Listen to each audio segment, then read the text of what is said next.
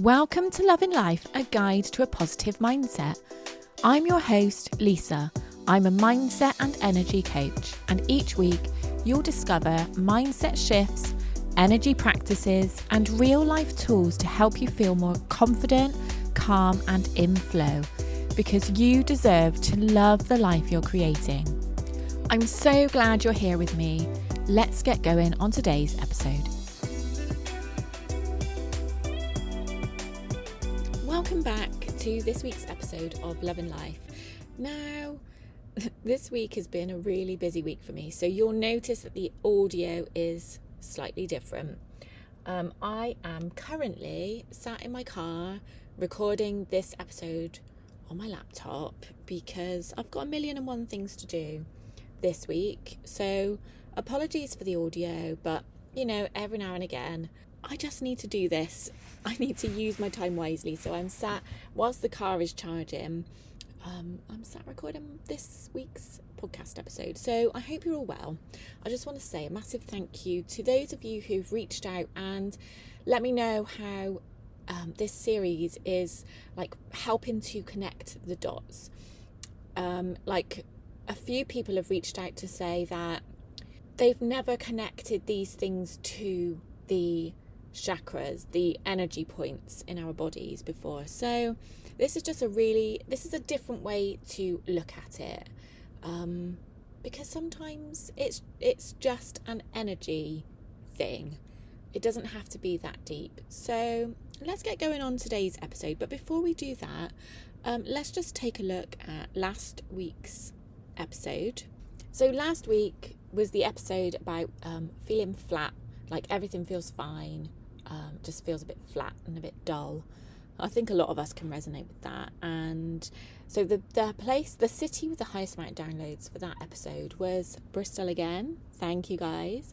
And closely followed by Sydney and closely followed by Los Angeles. So thank you so much for coming back this week. I hope this episode resonates equally. Let's get going. So last week I did give you a little hint as to what we're talking about this week, which is self-confidence, self-trust, and just how we show up, how we put ourselves across to the world. So have you ever noticed how you can be completely capable at something and still second guess yourself? You know what you're doing, you've got the experience, you have probably done it before multiple times, and yet you hesitate, you overthink, you question yourself, and sometimes you end up not doing the thing at all or putting things off. So in this episode we're talking all about that confidence, that self-trust, because often it's not that we don't know what to do, it's that we don't fully trust ourselves to do it for whatever reason. So this theme links very nicely with the solar plexus, which is the energetic part in our bodies that links to confidence, self-trust, personal power, our sense of identity. But what does all this look like in real life?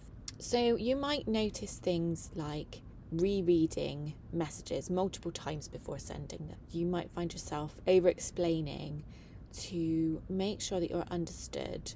You might find yourself saying, "Oh, I'll just," or "sorry," before speaking.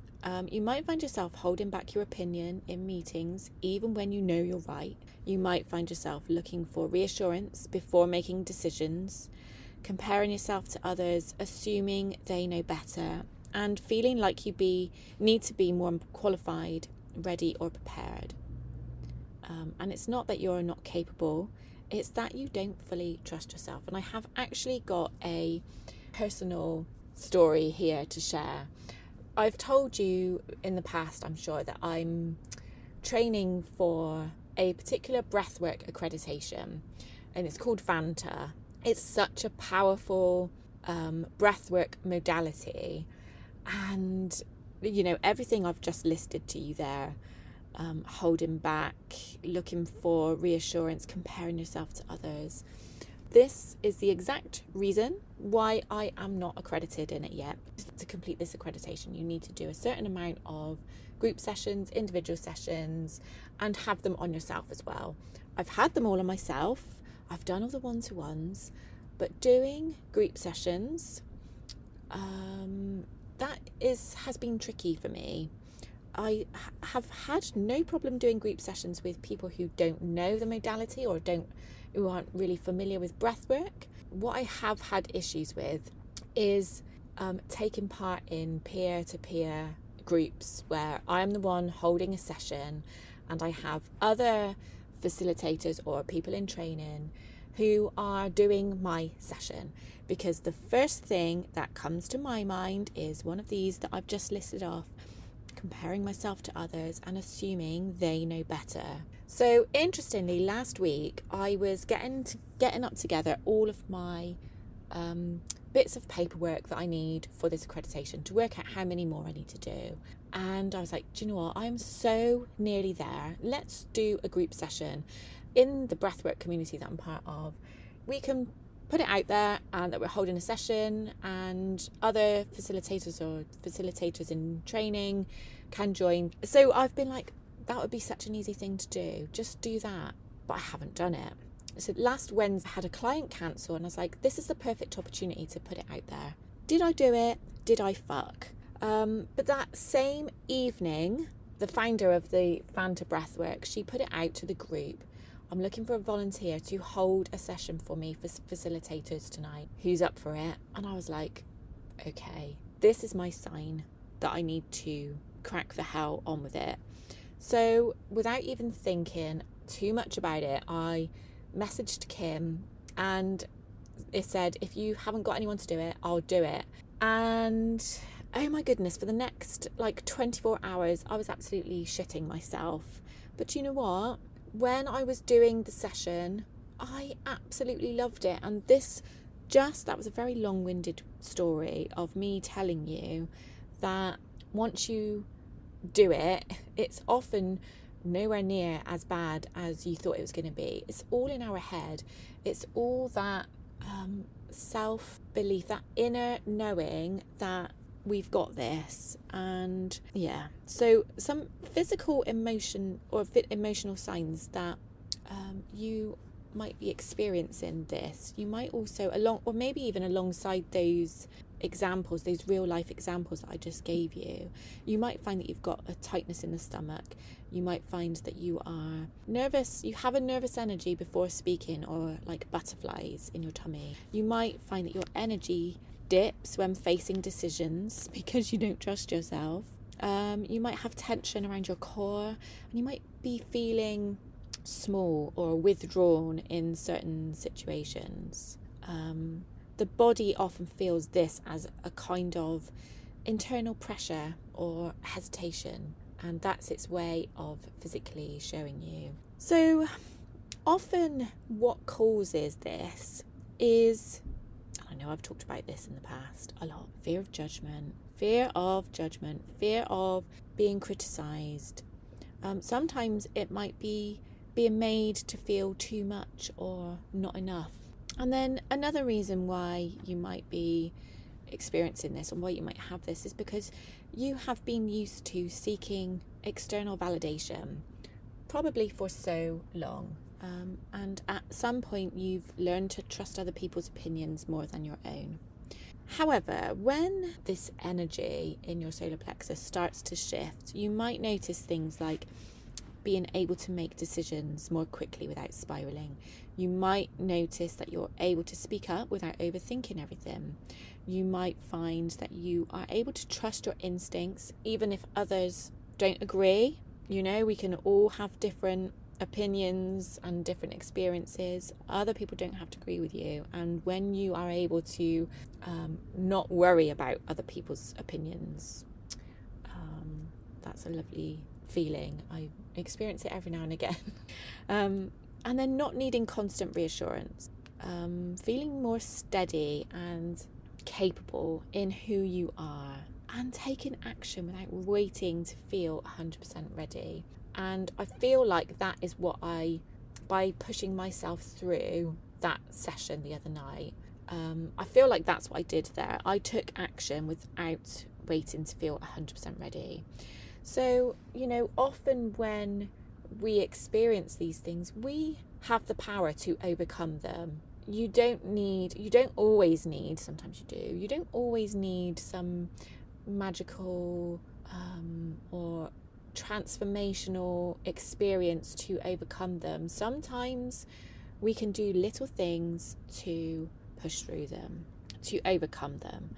So the next time you make a decision, notice your first instinct. Instead of immediately questioning it, pause and ask yourself, what if I trusted this? And I'm going to give you a journaling question now, and I want you to write this down and just spend a couple of minutes seeing what comes up for you, because when you take the time to do these questions, you'll be amazed at what actually comes up that maybe you didn't realize. So I want you to ask yourself, where in my life am I not trusting myself, even though I could? And sometimes that little realization makes you realize that you have the power to do something about it.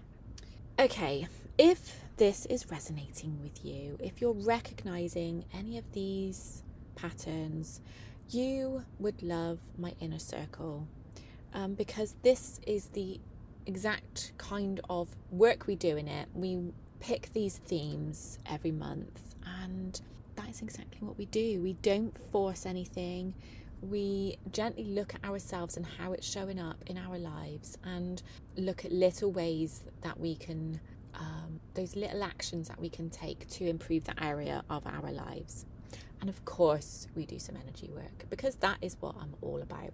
So next week we will be talking about the heart chakra. So this is going to be looking at connecting with others, how we give and receive. And actually, we've just gone over this in the inner circle a couple of weeks ago, and it was such a beautiful session, because so many of us give, but we don't allow ourselves to receive. And something that really came up and came through for many of us in that session is that sometimes it's because we don't feel worthy to receive.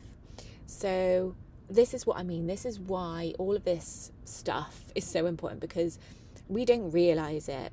If we don't realize that we don't feel worthy to receive it, how are we ever going to rectify that in order to receive, in order to opening up to receive and open our hearts? So that is what we're going to explore in next week's episode. I do hope you've enjoyed this episode, and have an amazing week, and I will speak to you next week, when hopefully the audio will be back to normal, because things will be a bit calmer. I'll see you next week and let you know. Sending lots of love. Bye. Thank you so much for joining me today. If you enjoyed this episode, I'd love it if you could take a moment to subscribe, rate, and if you're listening on Apple, as 95% of you do, review. It really helps the podcast reach more people who are ready to shift their mindset and raise their vibration. And if you know someone who would benefit from today's episode, feel free to share it with them. Until next time, keep loving life, and know that I'm sending you so much love.